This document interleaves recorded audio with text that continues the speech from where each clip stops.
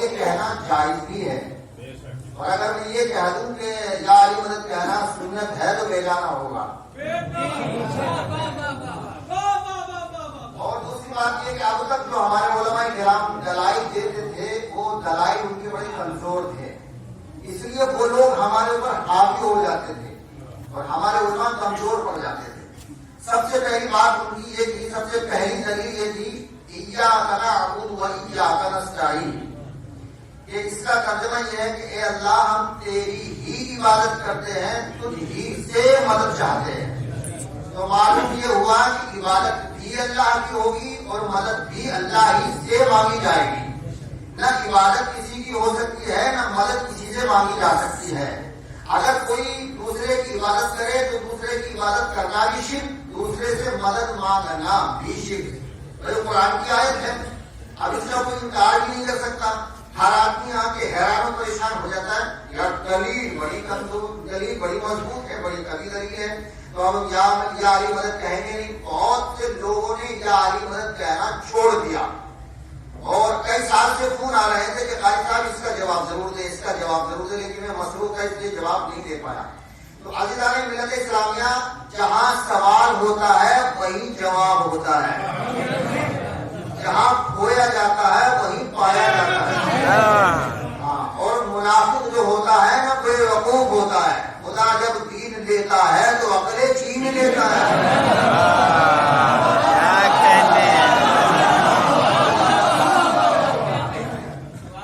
اب اس آیت سے وہ یا علی مدد کہنے کو شرک کر رہے ہیں، لیکن اسی سے یا علی مدد کہنا ثابت ہے. اب وہ کہتے ہیں کہ دیکھیے زندگی میں تو مدد مانگ سکتے ہیں، لیکن بعد انتقال مرنے کے بعد وہ خود ہمارا محتاج ہو جاتا ہے تو ہماری کیا مدد کرے گا. اور وہ بھی ما تحت الاسباب اور ما فوق الاسباب کا چکر چلا دیتے ہیں کہ سبب کے ذریعے مدد مانگنا جائز ہے، بغیر سبب کے مدد مانگنا شرک ہے، بدعت ہے، حرام ہے. تو زندگی میں مدد مانگنا جائز ہے اور انتقال کے بعد مدد مانگنا شرک ہے. اب میں یہ کہنا چاہتا ہوں پوری دنیا کے لوگوں سے، ان لوگوں سے بالخصوص جو یا علی مدد کو شرک کہتے ہیں، یہ میری جو تقریر ہے پوری دنیا کے اندر گردش کرے گی اور اسی کے ذریعے تبلیغ ہو جائے گی کہ اللہ نے ارشاد فرمایا ہے ایاک نعبد و ایاک نستعین، کہ ہم تیری ہی مدد، تیری ہی عبادت کرتے ہیں، تجھ ہی سے مدد چاہتے ہیں. تو اس میں نہ تو زندگی کا سوال ہے نہ مرنے کے بعد کا سوال ہے. اس میں یہ نہیں کہا گیا کہ زندگی میں مدد مانگو یا مرنے کے بعد مدد مانگو. اگر مرنے کے بعد مدد مانگنا شرک ہے تو پھر زندگی میں بھی شرک ہے، کیونکہ یہاں مطلق بات ہے، یہاں مقید نہیں ہے. اللہ نے ڈائریکٹ فرمایا ایاک نعبد و ایاک نستعین، کہ اس طرح سے دعا کرو کہ ہم تیری ہی عبادت کرتے ہیں، تجھی سے مدد چاہتے ہیں. تو اس میں نہ تو زندگی میں مدد مانگنے کا کہیں ذکر ہے اور نہ مرنے کے بعد کہیں ذکر ہے.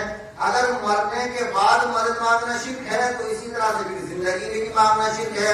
اور اگر زندگی میں مدد مانگنا غیر اللہ سے جائز ہے تو پھر مرنے کے بعد بھی جائز ہے. تو جو دلیل تمہاری شرک کی ہے وہی دلیل ہماری جواز کی ہے، وہی دلیل ہماری جائز ہونے کی ہے. اگر اللہ تبارک و تعالیٰ اس میں کلیئر کر دیتا، مقید کر دیتا کہ زندگی میں تو مدد مانگ سکتے ہیں لیکن انتقال کے بعد مدد نہیں مانگ سکتے، لیکن اللہ نے اس طرح کی کوئی وضاحت اس میں نہیں کی ہے. تو اللہ نے کلیئر فرمایا ایاک نعبد و ایاک نستعین، اے اللہ ہم تیری عبادت کرتے ہیں اور تجھی سے مدد چاہتے ہیں. اگر کسی موضوع پہ تقریر کی جائے تو کافی وقت چاہیے، مجلسیں بہت پڑھی جا سکتی ہیں، کتابیں بہت لکھی جا سکتی ہیں. تو صرف مجھے 2 پوائنٹ نکالنے ہیں، اور وہ یہ، ایک تو جملہ معترضہ کہ اگر مرنے کے بعد مدد شرک ہے تو اس میں زندگی میں بھی شرک ہونی چاہیے، اور اگر زندگی میں جائز ہے تو مرنے کے بعد بھی جائز ہے. تو ایک دلیل تو یہ ہوئی. نمبر 2، اللہ تبارک و تعالیٰ نے قرآن عظیم میں ارشاد فرمایا یا ایھا الذین آمنوا ان تنصروا اللہ ینصرکم، اے ایمان والو تم میری مدد کرو تو میں تمہاری مدد کروں گا. اب یہ کہہ کو نہ کوئی انسان نہیں کہہ رہا، بندہ نہیں کہہ رہا، مخلوق نہیں بلکہ خالق کہہ رہا ہے. ابھی تو کہہ رہا تھا کہ میرے علاوہ کسی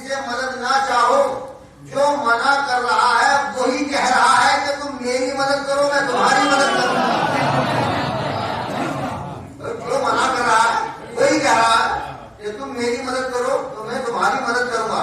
अब अल्लाह तबारक व तआला हमारी मदद का मोहताज नहीं है और अल्लाह तबारक व तआला नजर भी नहीं आता, तो हम मदद किसकी करें? ये अल्लाह तुमको हमें नजर नहीं आता, दिखाई नहीं देता, तो तेरी मदद कैसे करें? तो आदिजान मिल्लत इस्लामिया कुरान करीम में मौजूद है, मन युती रसूल फक़द अता अल्लाह, कि जिसने रसूल की इताअत की उसने खुदा की इताअत की।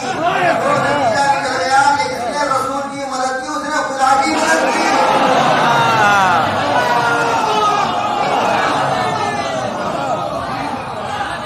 उसने रसूल की मदद की, उसने खुदा की मदद की। तो अब मालूम ये हुआ कि मदद करना जायज है, रसूल की मदद करना। अब अल्लाह तबारक व तआला जब रसूल की मदद मोमिनों से करवा रहा है तो फिर सबसे बड़ा शिर्क नाउज़ुबिल्लाह तो अल्लाह तबारक व तआला करवा रहा है। खुदा जब दीन लेता है तो अगले दीन लेता है। आइए बिल्कुल लास्ट में पे चलते हैं, जो सबसे बड़ी जानदार, सबसे बड़ी काफी मजबूत दलील है। सूरह हदीद है, 27वां पारा है। अल्लाह तबारक व तआला ने कुरान अज़ीम में इरशाद फरमाया, वलियअलमल्लाहु मन यंसुर रुसुलहु बिल गैब। अल्लाह उसको जानता है जो रसूलों की गैब में मदद करता है।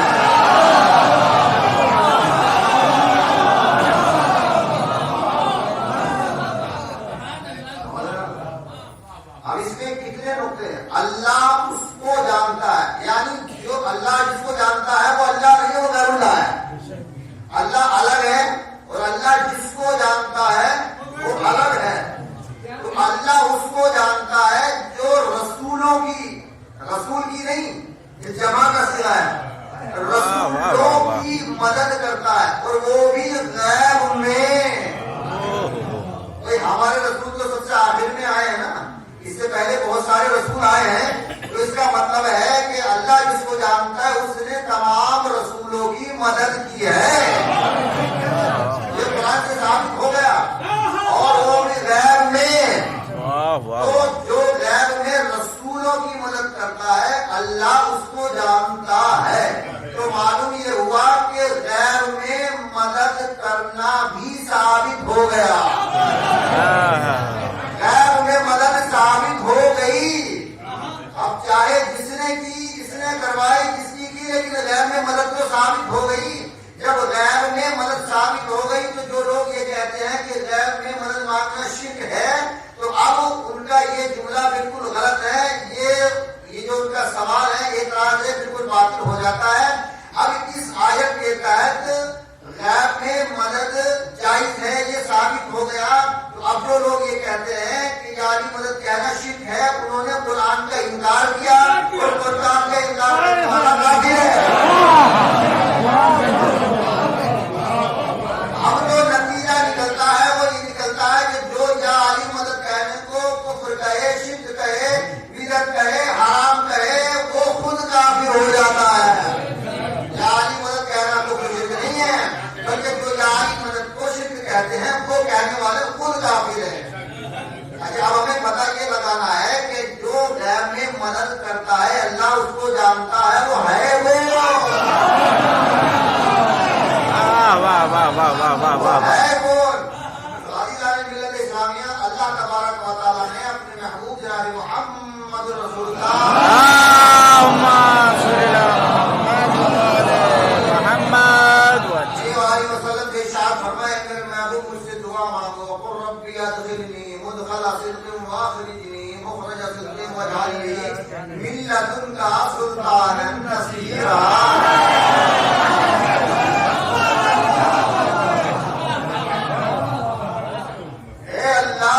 मुझे तू अपनी तरफ से मददगारों का सुल्तान अता फरमा,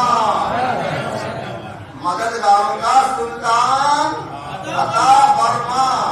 तो नबी ने दुआ की अल्लाह से, अल्लाह मुझे मददगार अता फरमा और मददगारों का भी सुल्तान, इनको मदद करते सबका बादशाह सरदार अता फरमा और अपनी तरफ से फरमा। नबी ने दुआ मांगी और अल्लाह तबारक व तआला ने कबूल कर ली। तो आदिजान मिल्लत इस्लामिया अल्लाह तबारक व तआला ने मदद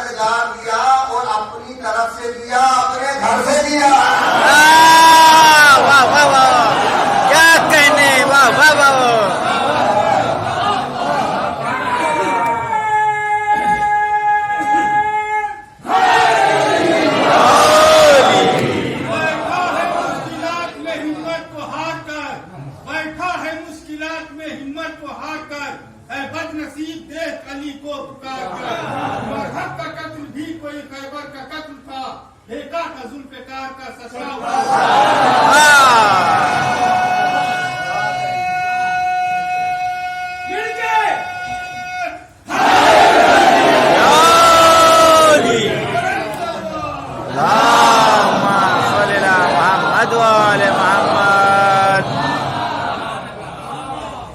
अच्छा, प्रैक्टिकल देख लेते हैं, अमल देख लेते हैं।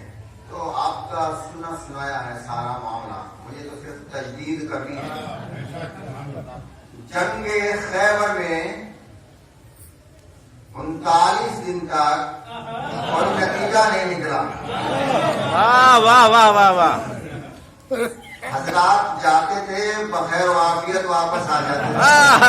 क्या कहने, क्या जुमला है, क्या कहने, क्या जुमला है, वाह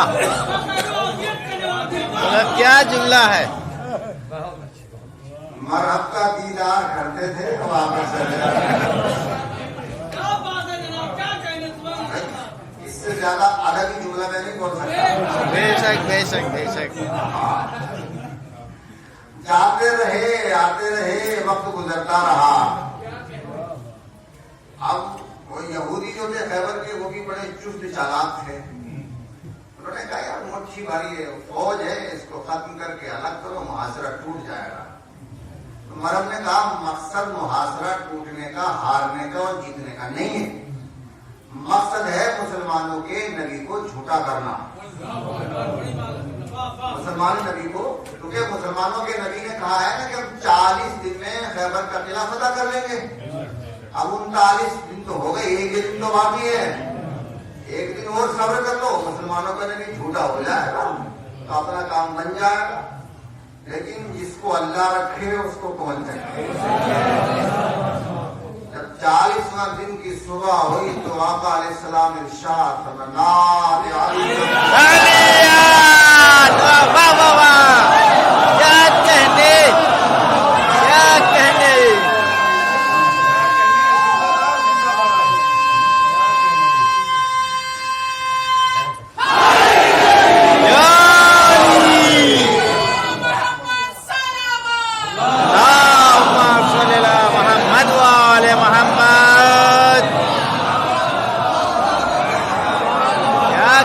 क्या कहने। नादे अली पढ़ लेना लोग जरा।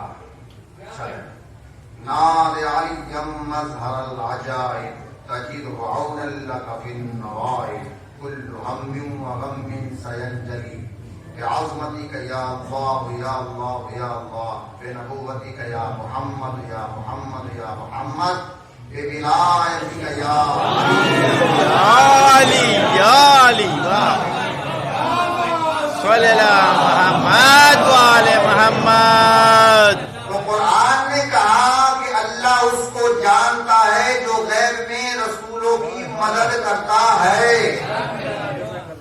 रसूल ने अल्लाह से मांगा, अल्लाह ने अता फरमाया अपनी तरफ से और अपने घर से। नबी ने पुकार कर बता दिया अली को खैबर में। तो अजीज़ाने मिल्लत इस्लामिया मालूम हो गया कि जिसको रसूल मदद के लिए पुकारे, हम भी उसको मदद के लिए पुकारते हैं। तो अली को मदद के लिए पुकारना सुन्नत हो गया। क्या हो गया? अली को पुकारना सुन्नत हो गया।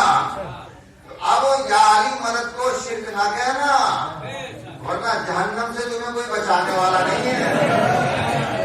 इसलिए कि ये जन्नत और जहन्नम जो बांटेंगे ना, वो अली बांटेंगे।